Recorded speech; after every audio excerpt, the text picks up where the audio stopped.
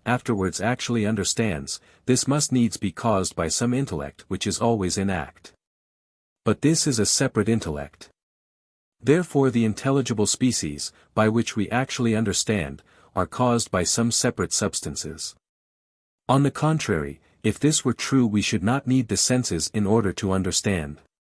And this is proved to be false especially from the fact that if a man be wanting in a sense, he cannot have any knowledge of the sensibles corresponding to that sense. I answer that, some have held that the intelligible species of our intellect are derived from certain separate forms or substances. And this in two ways. For Plato, as we have said, a. 1. Held that the forms of sensible things subsist by themselves without matter, for instance, the form of a man which he called per se man, and the form or idea of a horse which is called per se horse, and so forth. He said therefore that these forms are participated both by our soul and by corporeal matter. By our soul, to the effect of knowledge thereof, and by corporeal matter to the effect of existence, so that, just as corporeal matter by participating the idea of a stone, becomes an individuating stone, so our intellect, by participating the idea of a stone, is made to understand a stone. Now participation of an idea takes place by some image of the idea in the participator, just as a model is participated by a copy.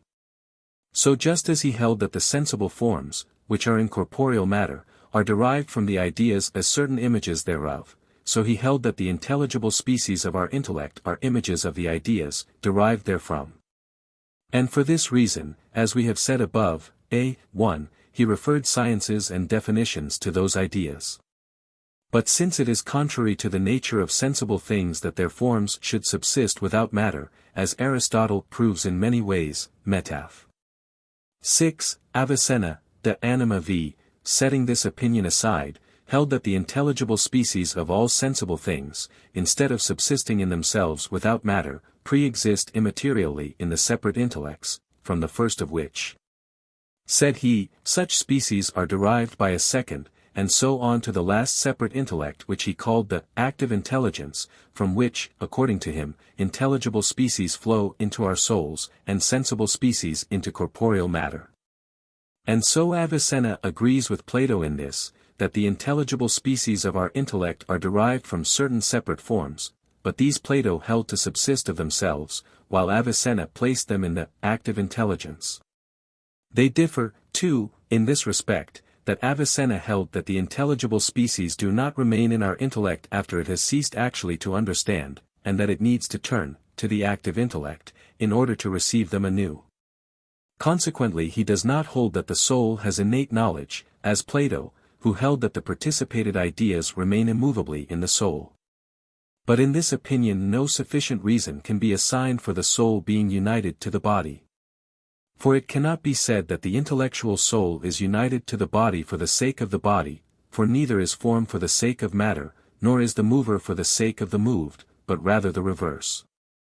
Especially does the body seem necessary to the intellectual soul, for the latter's proper operation which is to understand, since as to its being the soul does not depend on the body.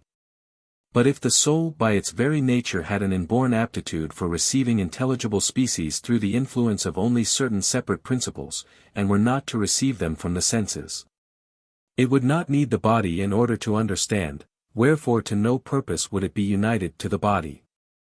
But if it be said that our soul needs the senses in order to understand, through being in some way awakened by them to the consideration of those things, the intelligible species of which it receives from the separate principles, even this seems an insufficient explanation. For this awakening does not seem necessary to the soul, except in as far as it is overcome by sluggishness, as the Platonists expressed it, and by forgetfulness. Through its union with the body, and thus the senses would be of no use to the intellectual soul except for the purpose of removing the obstacle which the soul encounters through its union with the body. Consequently the reason of the union of the soul with the body still remains to be sought. And if it be said with Avicenna, that the senses are necessary to the soul, because by them it is aroused to turn to the active intelligence from which it receives the species, neither is this a sufficient explanation.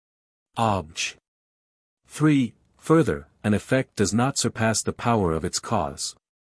But intellectual knowledge extends beyond sensible things, for we understand some things which cannot be perceived by the senses.